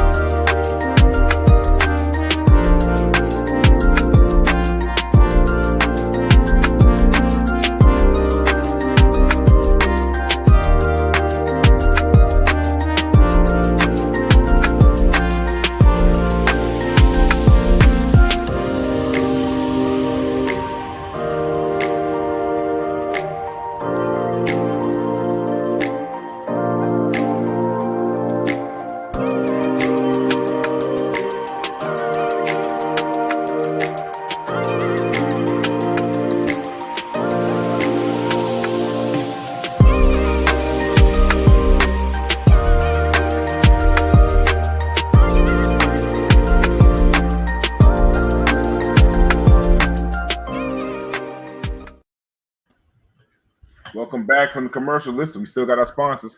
Yeah. Told them. Listen, we having a good time, man. Our brother A-Rod, from the former MLB baseball player, has a new makeup product for men. Any thoughts on this? That's a goofy ass picture, but any thoughts? That's why J-Lo left him, because he kept going in her makeup. Oh, he's taking up the bathroom time. Yeah. Time. Kept using her mascara. See, this is what I'm talking about. Now we getting ready to start this stuff where men are going to be wearing makeup. You know what I'm saying? Men are just getting too feminine. I don't think men should be wearing makeup unless you're an actor and you're on a TV show or something like that. But other than that, walking around and during the course of your day wearing makeup for men, I don't know. I'm not with it. I'm not with it either, man. Only time I had to wear makeup, like you said, I was on Fox, one of the shows on Fox one time. Yeah. And they put a bunch of makeup on your face, but I'm not with it. You want to keep the shine off my bald head. They had to put the makeup on there. Correct. And I had to wear makeup when me and my family did like pictures for a family photo shoot. Mm-hmm. But other than that, yeah, I can't rock that shit. No, I can't do that. That's what they're saying. It actually came from, though. Like, you know what I mean? It's like for the last year, everybody's been on these Zoom calls. So, you know, it's almost the same thing. So now men are starting to think, I don't know which one, but certain men are starting to look and think of themselves and say, hey, you know, I want to touch up here and there. And they do it. I'm not with it, but, you know, I can kind of see the if you're that type, if that's important to you, I kind of see, you know, the reasoning behind it or the logic behind it, you know? Yeah. I'm not wearing no blush or no eyeshadow, bro. Yeah. I mean, it doesn't go in my eyes, man. I mean, we're on a show right now. Ain't none of us got no makeup on. I don't think, you know. But No, I don't know. I don't know, Kel. What's going on, brother? You're even right now. You're real even. Yo. D. Dark skin and unite. Come on, D. Word up. Let's unite. Word up. You know, no, speaking of the Zooms, Derik makes a point. I see they said, I was reading somewhere where women are starting to get more butt stuff done because they've been sitting down so much. They saying their butts are getting flat. I seen stuff like this on, like, yeah, it's crazy shit, man, about because they sitting on Zooms all day. I know. They're just making up shit. They're just making up shit. That's just come on. I was born in the wrong era. Yeah. So I guess when you were sitting on your ass in the office, that didn't count, right? Yeah, good point, yeah, bro. You were there for 8 hours. Yeah, exactly. You were doing the same thing in the office. Yeah. You got a damn sure good point on that one, man. Yeah. So listen, this guy, he said, Tony Braxton, man. He was Jamie, I think you got a picture of Tony Braxton, Jamie? Woo, man. Tony Braxton's killing him at 53, man. She ain't playing no games, brothers. Yo, she looked like Amber Rose when she first started. Facts. Yeah. But she ain't got the Amber Rose. She looked a little lighter too. I mean, I guess that's just the light age. She got some daisies. She got Amber Roses. Yeah, she ain't got Amber Roses. Because Amber Rosa was a lot thicker. You know what I'm saying? A lot. What were they saying? They were just saying she's like kind of rebranded herself. She shut down the draft. She came out at 53, like bongo. Like you got chicks that's 23, they ain't looking like Tony Braxton. Tony Braxton quarantine, they mess her up. Yeah. Quarantine, they mess her up. She got better. I mean, there's a lot of celebrities that got better with age. Ashanti, I used to think cute with her sideburns back in the day. Her sideburns went down when she got older. I think Ashanti's looking like I'm thinking Ashanti. I think she is. I think Ashanti is attractive. But you know what really messed me up about Ashanti early on was, and it probably wasn't warranted, but they used to say she was kind of like a little. She wasn't humble at first. That's why I used to hear a lot. You just hear that, you know, because she's from Glen Cove, I believe, Long Island, and I've seen some people that have seen her and stuff. But what's the name had the same reputation, Rihanna. But yeah, you can grow old gracefully. Plus, I think people really get into fitness in their body and they work out today and things like that. So you know, and they take care. You take care of yourself. You definitely. 53 is not a death sentence. Yeah. I think it's about how you live your life. You know what I'm saying? If you ripping and running the streets, or you know what I'm saying, you doing heavy stuff, it's going to take its toll on you. Tony, soft 53. That's a very soft 53. We've seen hard 53 before. Yeah. I mean, look, Rihanna got better age. Rihanna's head was so big when she was young. I ain't seen that, but she dropped her head when she was a baby, and now she's looking better. Rihanna got thicker. She looked better. Yeah. Black women are getting better with age. It looks like now they're getting better with age. We know it is. Women are known for that, man. And it's not just the age; it's the stage. When you recognize what stage of life you're in, you're not walking around here trying to be 20 years old when you 45, 50. You know what I mean? You don't have to do that. You know what I'm saying? That's the reality. And once you understand that, you get comfortable in your own skin. You know what I'm saying? And that's just what it is. We've seen those type of women. Yeah, I think we all think about stuff now better. Like we all like CMOS stuff that's been around. We're really like getting back to that kind of stuff. We go start exercise, walking. You know, I think that's what it is. As we get older, we know we got to start getting in shape, and I think that's what these sisters are doing. And know what works for you. Like what work. Like there's things that people do that I don't do. Like I'm not a tattoo guy. I'm not an earring guy. Some people are. It works for them. It doesn't work for me, so I do what I do. You know what I'm saying? And that's it. So you know, once you know. But see, I was never into the cloning thing. Like, all right, I need to look like you look, whatever. You know, if it works for you, it works for you. And that's something to be said about that. You know what I'm saying? And I mean, that's just it. You're right, Kelvin. It's important to be comfortable in your own skin. No doubt. You know what I'm saying? No absolutely. It's very important. And I know a lot of people that are not very comfortable in right. Whatever your lane is, just embrace it and stuff like that. You know you got to embrace who you are. You know what I'm saying? You hope we get better with that at age. You hope we get better with that as we age. You know, getting more comfortable with yourself, being more at ease with your spirit and everything. You know, we've seen women or men, for that matter, you know, who are not quite there. They dress a little young for their age. You know, they're kind of into more trendy things. You know, I'm not wearing no damn skinny jeans down to my ass, man. You know what I'm saying? Doing that, that's not okay what that is. Listen, my thing. I'm gonna give one thing before we get to the next topic. Why all these young boys wearing these goddamn purses? I was at a party and these boys had purses in the house. They take the purse to the bathroom. They got I'm like, every boy has a goddamn purse. A purse. A purse. And they're wearing it across themselves like a freaking pocketbook. Yeah, like they got tampons in it. They taking it to the bathroom. Where do styles come from in our community? Where do styles come from? Styles sometimes come from jail. Rappers. Styles sometimes will come from rappers. And rappers sometimes will get it from jail. And so it's just a cycle. Well, who's wearing a purse in jail? No. I'm not. See, what I noticed is the rappers, when they carrying those pocketbooks, they're carrying like a lot of money in them. And so now I guess regular people follow it and they carry the bags too. But it ain't cool to me. And with all of that, Gerald still said on his interview, it's still not cool to be smart in the hood. That just don't catch him. Yeah, I mean the purse, like they have name brand. I just can't like. I was at a party last Saturday and like 4 or 5 boys all had purses. Yeah. Well, what party was you at, brother? That's what we got to find out. Nah, I was at my friend. The young boys. I think anybody is under like 30, they all got these damn purses. I'm like, they don't have no money in their pocket. Everything's in their purse. Like, think about this. If you had a purse, where's your wallet at now? Yo, is it really called a purse though? Is it like, what do they? A merce. They call it a man purse. A merce. Wow. Like I said, I'm just born in wrong era because I mean, I just can't, some of this stuff it just passed me by. Yeah. As our daddy would say, it's sissified. That's why, you know what's funny? That's why I like movies, black women in particular, from the 70s and 80s, before all of this plastic surgery and all stuff like that, from the 70s and 80s. I always just think that because everybody was just kind of natural with who they were. You knew if you saw them, that's who they were. You know what I'm saying? Now it's just like everybody's kind of put together and it's kind of like this herd mentality. I don't like it as much. You know what I mean? So speaking of people getting with age, Joe Brown recently, I don't know if Jamie, we have a little video to that. All right, I'm straight, I'm heterosexual. But when I see Lizzo the lizard hippo with her bare fat flabby ass trying to twerk in public looking like a damn harlot in front of children, see, that's not right. When I look at Cardi B, who is a street walking hoe who brags about how she used to drug her tricks so she could rob them. Yeah, she did say that. See, that kind of thing put up as an exemplar of heterosexuality and normalcy. That is not normal. Something's wrong. Well, that was Joe Brown and Kwame Brown. The Browns are going at it with everybody nowadays. Wow. The Browns are on attack. So Joe Brown, listen, you know how old uncles get. But so, any thoughts? Yo, man. Yeah, listen, I would love to be able to defend them, right?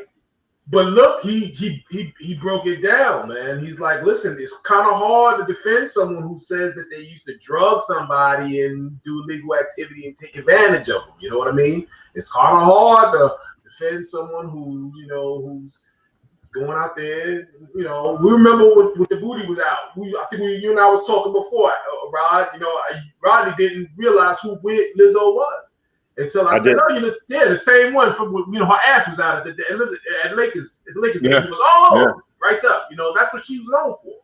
You know what I mean? Well, it's kind of hard. The thing is that's to me, and when we talked about this, Derek, you're right. And when I know you for an embarrassing moment or some sort of shocking moment, then the thing is, like, I don't know you for being talented. I know you for something that you've done extreme. You know what I'm saying? But I do realize in today's time, people do things now for shock effect and to get followers and views and all of that stuff. But there's a price that comes along with that. You know what I mean? Right. Like I didn't know that I didn't even know she made a record or anything. Right. I had no idea. Right. Well, this is the thing I think you got to be conscious of. Kwame Brown has really, really, rose to national attention lately on being a victim. At the same time, you have somebody that's coming that's kind of critical on some other younger people. And it could be a contradiction in terms like that. Kwame Brown is saying everybody kind of defamed him and said negative things about him. Now Joe Brown comes on his show and you're saying negative things. So I don't know if it's necessarily whether you agree or not with what those young ladies do. I simply don't care for it. But at the same time, they are younger people. They have changed their lives. They have moved on. I mean, we've got a bunch of rappers that were selling drugs at one point, and now, as you mentioned, one of them is a billionaire. So I mean, you got to give them time to evolve too. And so I think, Derik, I don't think name calling is ever the answer. Then you can identify something, but calling a young lady a hoe or streetwalking hoe, and this one is, she fat and all that. I think you got to be conscious of that, especially Kwame Brown, who was saying that he was called the bust and he didn't like it. So, not saying he said it, but it was on his platform. Go ahead, Derik. There's a difference. There's a key difference. Kwame Brown wasn't doing any illegal activity, number one. All right. So we can get rid of Cardi B right there. All right. And then also, right, he wasn't out there embarrassing himself, going out butt naked and doing something like that. So we can get rid of Lizzo. All he did was get picked, number one, do his job to the best of his ability. All right. And get caught up, and people had an opinion of him, get caught up in an opinion. These other two are out there doing stuff that's not a part of a job. It's not part of anything other than selfishness. You know what I mean? Something that's very self-centered. And I understand that, yes, we have to allow for them that they were young when they were doing it, right? And I get that. And, God willing, they'll go and they'll progress and they'll grow and evolve into something completely different and beautiful when they're older, you know what I mean? And just be graceful with it.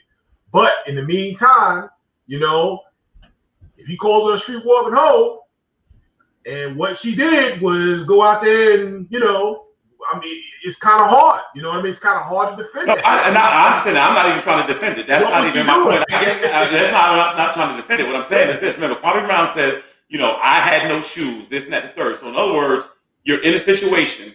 I'll say this: deprivation impairs your judgment.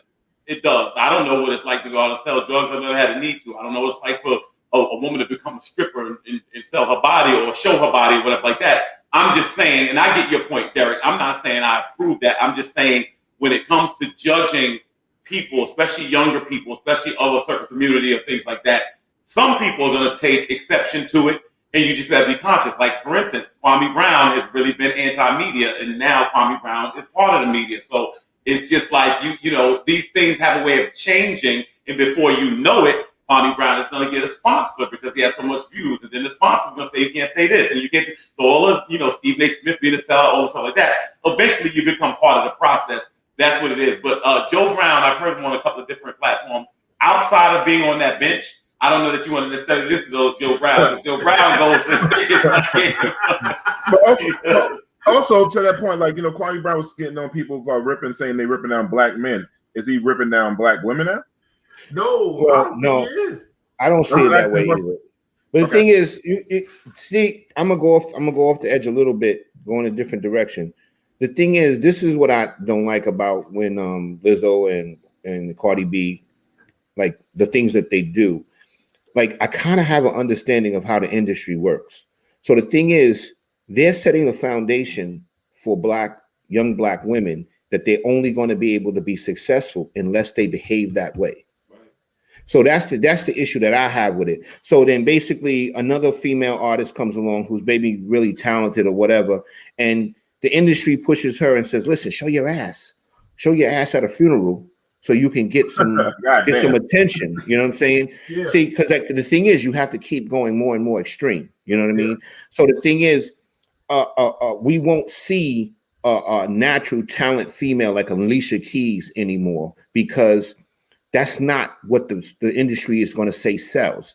And they're only going to do it to young black women. They're going to make them do extreme things. They're going to make them do whorish behavior in order to become successful. That's my issue with it. No, it's all shock. You know what I mean? And, correct. And everything is shock. I think that's what he's not ripping black women or ripping them as black women. Correct. He's correcting bad behavior. Correct. You know what I mean? That's what he's talking. Yeah, that's the bad behavior. One's out there doing what she's doing, drugging people. The other one's out there butt naked, twerking and all of that. You know what I mean? And and then doesn't want to be body shamed afterward. You know what I'm saying? It's like, so it's kind of like, you put yourself out there. Relax, be modest, do your thing, stay in your lane, do whatever you want to call it, man. But just behave. Well, I don't know what you want to call it, man. But just get yourself together, man. Well, I'm not a Cardi B fan. I don't think that any of us can name a young white female celebrity or artist that's doing that. That has to do that in order to gain fame. I don't think we can. I'm about to say we can go over to Madonna. We can go back to Britney Spears. But I want to move us along to the next topic, since we're talking about like. But I'm talking about today. I don't follow white artists, so I don't know. I can't figure it out. I'm too pro black now. But anyhow, speaking of, there was a girl and a guy talking about how women dress on social media, and I think Jamie, we have a video for that, and they were talking about different things. Dress how you want to be addressed. Okay, Yes. cool. Perfect. I don't know. I don't agree with that. You don't? No. Oh, I'm sorry. Because you're supposed to be you're supposed to be addressed with respect regardless. Period. Oh, so even if you, No, it's not. Nobody said not but no you respect. saying so just because somebody dress how you want to be addressed. We talked about this on the phone. So if a lady is on Instagram and she got all naked pictures, right? I'm supposed to address her sexually because she got all naked pictures? Wholeheartedly. No. Nigga, what the fuck else? All I'm saying is, So are what you if, But I'm can't be a- mad okay, at- so let me ask you this. If you go to a realtor's page and you see all houses, you gonna ask that nigga, do you sell cars? Exactly. You're not, bro. I There's mean- no way. Thoughts, gentlemen? I mean, she's. I Hey, don't know. my point. I think she was right. I did absolutely think she's right. Now, I'm not saying that I'm not condoning disrespecting women or you should treat women like hoes or whatever. But let's face the facts. In today's time, if you're on social media, you on your half naked, you basically using sex to attract attention. What's Right. What's the issue when he's saying how you address them? Yeah, how you address them. You know what I mean? Like, He was like, should you you know, address a woman in a sexual manner because she's on social media like half naked? And you know how like a lot of social media pages and like what OnlyFans pages have women like half naked. So like I guess if you meet her and you're approaching her on some sort of sexual intentions, he's saying that's wrong. you're supposed to I not think feel fact and breast out. that is wrong. I don't think that gives you a license to do that just because. I mean, what if you meet a porn star? You supposed to just be able to grab her or something? I mean, like He at didn't the say end of the grab. day, I got that, but I'm saying, well, what do you call a hoe, Derek? Hey, what's up, hoe? I mean, what? No, I mean, No. what That's not what what I'm is, so I thought he said how you address her. How should you address her? Well, the thing is, I'm not. You're not I'm asking talking me. about you. I'm saying, like, I would address her saying? I would address her just regularly if I Right, met but her. what I'm saying, The what is thing is, he saying? He's saying that like men shouldn't address her in a sexual manner because she's on the social media page half naked. And I'm going to say there are a lot of men that will do that. Right. They I don't will. think they have. I don't think they have the right to do it. I don't think they're right. Look, the woman looks like she was saying, "Yeah, once you do that, all bets are off." But Right. And I said, I don't think, you know, and I think you guys are right. People But how are going to about- address them like People that. are going to definitely. There's guys that's definitely going to do it. But we're not. But again, we're missing the point. You're talking about right. She's talking about expectation. Correct. All right, it's two different things. But All right, right you know is what I'm still saying? subjective with people, though. Right is still subjective with people. She's saying, We're talking from a moral standpoint, Kelvin. You know what I'm saying? The thing is this: we're talking about what she's giving off, how people are going to perceive it and catch it. You know what I'm saying? No doubt, no question. And I'm going to say there's a lot of guys out there that are going to perceive it and catch it, and they're not going to come at her in a respectful going to manner. do it, even if one doesn't do that. There's a lot. We know a lot of dudes that are going to do that regardless, Correct, right? correct, Just because she's female. Yeah. We get that. I'm just saying. I get what you're saying. I'm just saying. I agree with the dude that you should still. I mean, you know, try to treat people like you want to be treated, even though I know the image is going to be considered foul. Okay. You know. what would Jesus do? Yeah, but Okay. one of our followers has said women keep saying that this is what men want. Okay, Jamie, there you brought it up. But she's right. I agree. Like you know, women think some things what men want. Men are saying we don't want that. It's so confusing right now. It depends. Now, if we're talking about men, or we talking about young men, or we talking about boys, there are three different categories. You got a point. You got a point there. Or a certain type of men, man. There's a certain type, You know what I'm saying? there's like I think there's a certain man who's vibrating on a high level, a mature level who can Correct. but then there are others who, think with the lower vibration and that's how they move, That's how they move. They're gonna move different. I love all women that have for fans only pages. I love them all. God bless them. The question is, do you take the woman home to meet mom that has an OnlyFans page? Hey, if she pays my child support and my car payment, she can do it. I went out for a minute. Okay. I thought I ain't paid a bill. You got offended for knowing me. Go ahead. Oh, another comment. Derek, can you read that comment? Yeah, they are the grown white women on YouTube right now doing yoga completely in the nude. I wonder if white men are confused about if or how to address them. Yeah, that's a real good question. That's a good question. I don't think they're confused. I think I think that they're doing it and they're being very blatant about it. And I think probably there's an understanding. I used to work on the police department around a lot of white guys. They can be very horrible and cruel. Yeah. Especially to women and their own women. You know. So the thing is, I'm gonna say they are definitely gonna address them in a certain way, and they're gonna talk about them like dogs. Yeah. But I used to see it constantly, especially in the locker room. There is such thing as real locker room talk. Yeah. No, I think as black people, I think us as black people, we are understanding of circumstances. We look at things in a circumspect way. We see, okay, we don't know what the person is going through to make, the decisions they make. And I think we're just more prone to think of things in a more holistic way. And now we got, but sometimes it just is what it is, man. Yeah. So with that said, it's like you said, it's a new generation, and Kelvin said he don't know what's going on now. Recently, we started to see a lot of women start to propose to men. Jamie, can you play us a video clip real quick of that?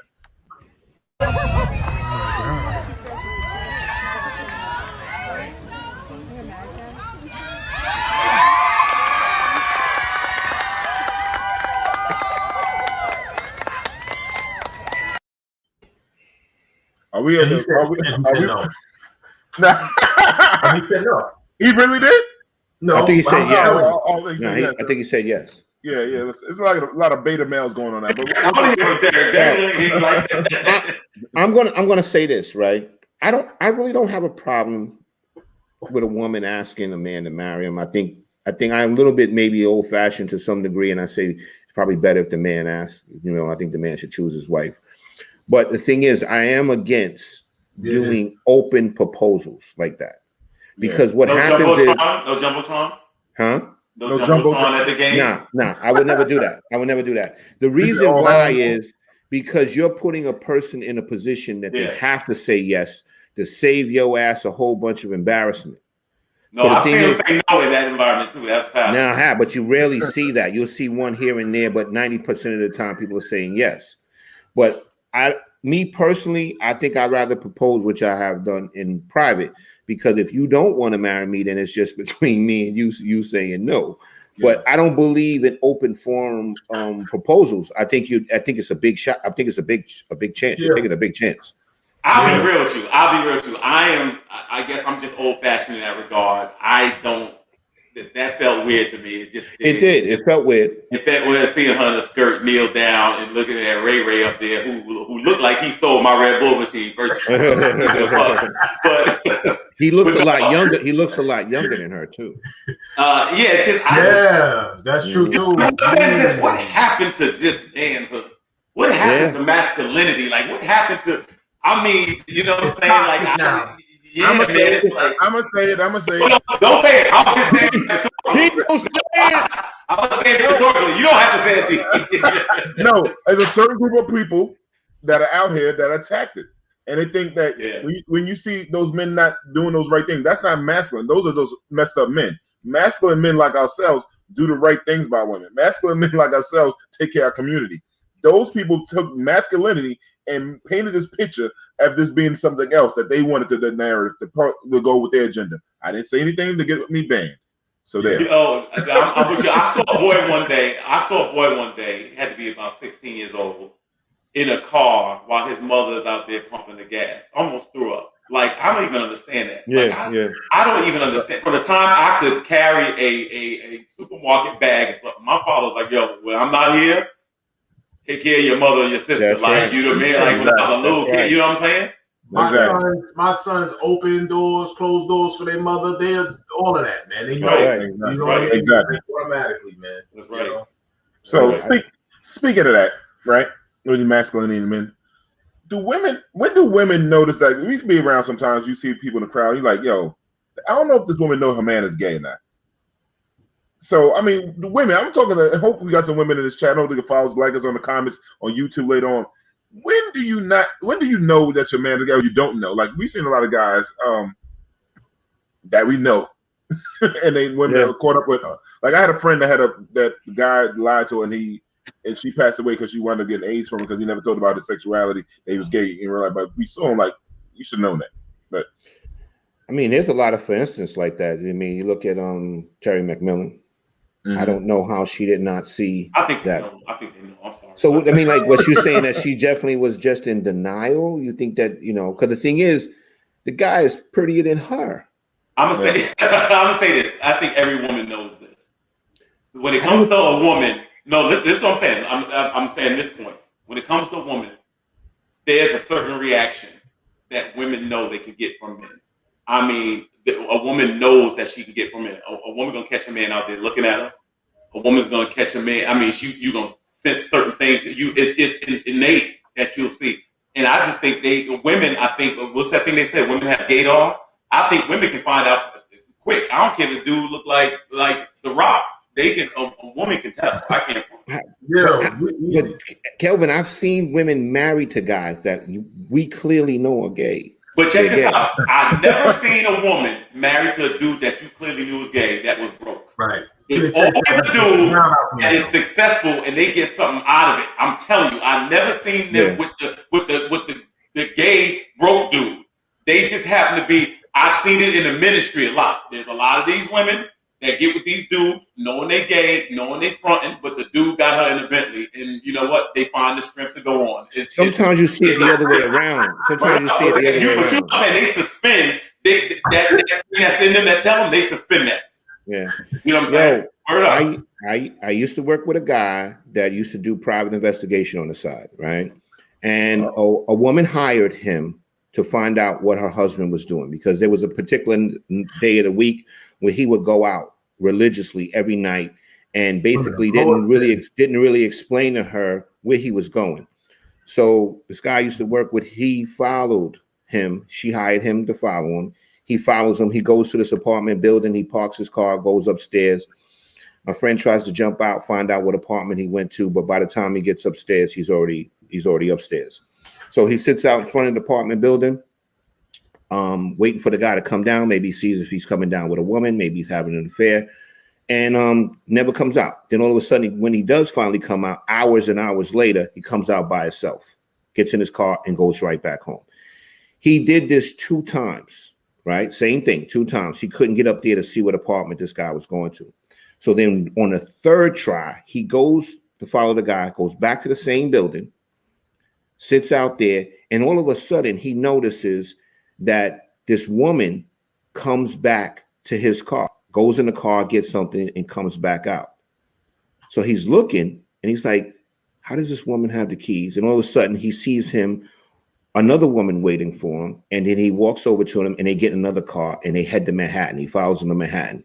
Turns out when they got out the car, it was the guy. It was the lady's husband, dressed like a woman. And what they were doing was they would dress up like women and go to the village and meet guys. Now this woman was married. The Blue Oyster. I don't know if it was the Blue Oyster, but the bottom line is, then he came back, goes back up to that apartment, changes back into a man, and then gets back in his car and goes home. This was his side life. But then the thing is, like, how do you tell a woman, like, how did you not know that he was doing this? You should kind of notice it in his sexual behavior. She said we really wasn't having sex, but that was some craziness. Basically going to another guy's house, put on women's clothes and a wig, and then go out and meet. This is the litmus test, Rod. This is the litmus test. Any woman out there, tell a dude you want to have sex, and if he suggests anything else, Kelvin. Just watch the playoff game. If he suggests anything else, that's the first clue. Yeah. Listen, man. Yeah, I'm telling you, there's a lot of craziness out there. When our makeup and her panties started missing and the Lakers started getting low, she should have noticed it. And I want to be clear that when I said before, like my friend that passed from AIDS, it was just because the guy was gay. I know people get AIDS from heterosexual people too, so I want to make sure that's clear. Yeah, but that's a crazy story. Like there's a lot of down low brothers, but I don't. But Like This Mr. guy wasn't a brother. He was a white guy. You know what it is? I think there's what happens. I think people have such a desire to be cared for or be loved or whatever that you'll do certain things to suspend your own intellect, that you'll ignore things because there are going to be signs. They're going to be clues. There just is. In other words, there's certain dudes that tolerate women, but they don't have a love for women. They don't have. It's not natural. You can see it's forced. Because I'm telling you, I have seen this a million times.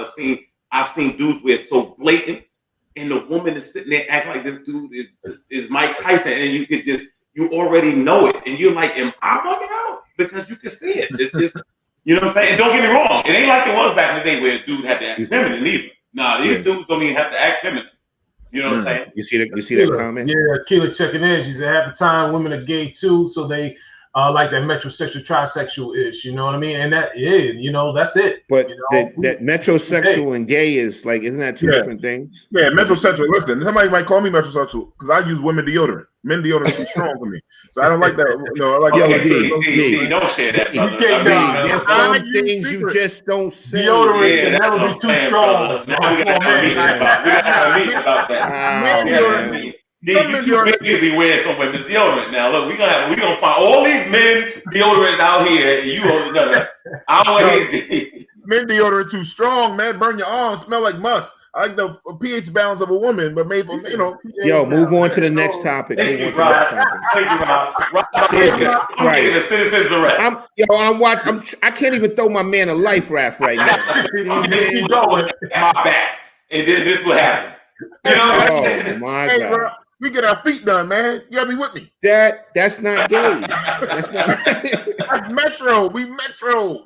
No, don't pull me into that, G. Word up. Look, see, look, somebody else, there no men that use secret. That men deodorant too strong, man. No, it's strong enough. I never had a problem with it. Pause. Now that Old Spice burn you up, man. Come on, man. Unbelievable. I done forgot what the hell we was talking about now. My mind is just in a different place. Yo, you know what I'm gonna do, guys? Rodney quit the show.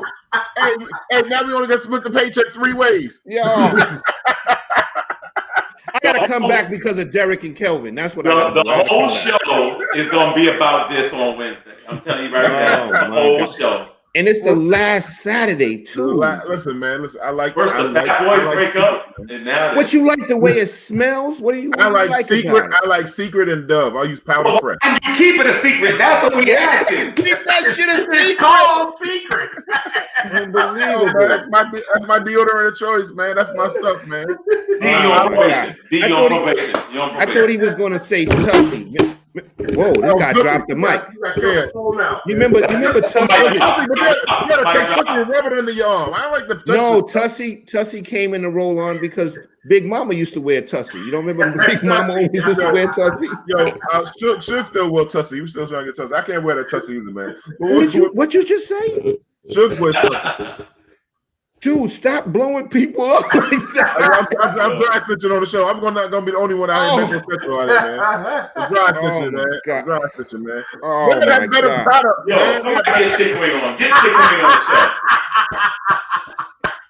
Hey, what's the difference when we used to wear it? Before we had do-rags, we used to wear stocking caps, take women's stockings. D, you trying to That's not the same.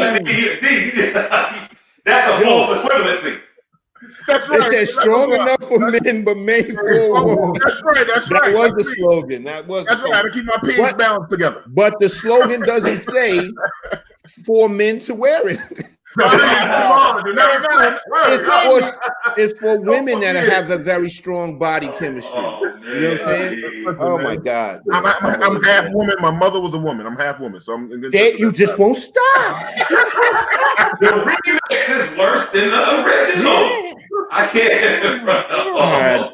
Yo, with that said, this is our last Saturday, everyone. Please follow us on Wednesday night, this coming Wednesday at 9 p.m. YouTube, Facebook, Twitter. Please like, subscribe, hit us in the comments. Jamie, can you bring up the text message? You can text us. Jamie, over here, Jamie. Oh, Jamie slow. Jamie might be drunk behind the scenes, man. I don't know, man. Anyhow, Nah, Jamie was trying to figure out what you were doing.